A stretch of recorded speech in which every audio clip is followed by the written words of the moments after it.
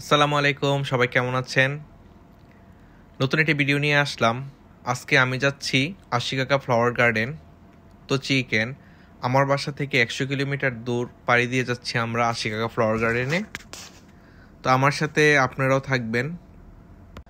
আমরা বের হয়েছি দুপুরে, এখন প্রায় সন্ধ্যা হয় অবস্থা। যাক, অবশেষে পৌঁছে গেলাম আশিকাকা ফ্লাওয়ার গার্ডেনে। এখানে এসে আমরা টিকিট কাটলাম আমরা নাইট ইলিউমিনেশন দেখার জন্য। আমাদের প্রতিটা টিকিট 1400 করে, দুইজনের মোট 2800 টাকা নিছে।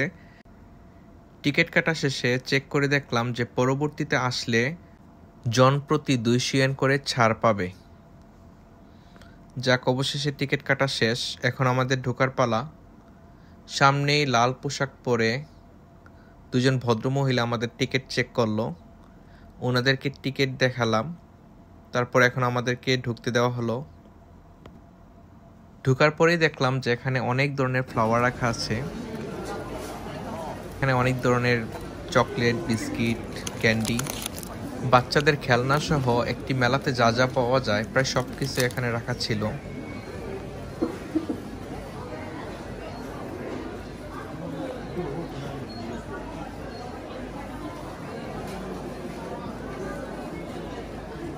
মার্কেটের গেট পার হওয়ার পরে আমরা সর্বপ্রথমে ফ্লাওয়ার গার্ডেনে ঢুকলাম। ঢোকার পরে দেখলাম যে রাতের বেলাও তাদের ফুলগুলো জ্বলতেছিল অনেক সুন্দর করে। এতটা পরিমাণ লাইটিং করা ছিল, আসলে বোঝা যাচ্ছিল না যে এখন দিন নাকি রাত। এখন ডিসেম্বর মাস, এমনিতেই যে পরিমাণ শীত, তার উপর আবার প্রচণ্ড বাতাস। এই বাতাসের মধ্যে আমরা আসলাম আজকে ফ্লাওয়ার গার্ডেনে। শীত এই আবহাওয়া লং জার্নির জন্য আমার কাছে অনেক বেশি পারফেক্ট মনে হয়। বিল ঝিলের এসব গার্ডেন শেষ করে এখন আমরা যাচ্ছি শাইনি রোজ গার্ডেন, যেখানে সম্পূর্ণটাই গোলাপ ফুল দিয়ে সাজানো আছে। একটু সামনে আগালেই দেখা যাবে যে এখানে একটি সুন্দর করে স্টেজ সাজানো আছে কাপলরা ছবি তোলার জন্য।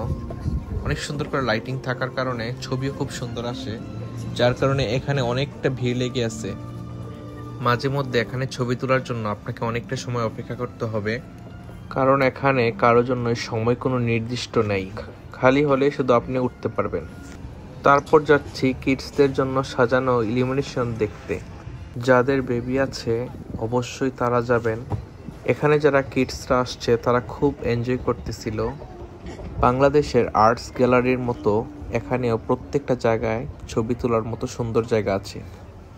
আশিকাকা এই ফ্লাওয়ার গার্ডেনটা এত বড় যে খুব শর্ট ভিডিওতে এটা দেখানো সম্ভব না। পরবর্তীতে আবারও ভিডিও আসবে। সবাই ভালো থাকবেন।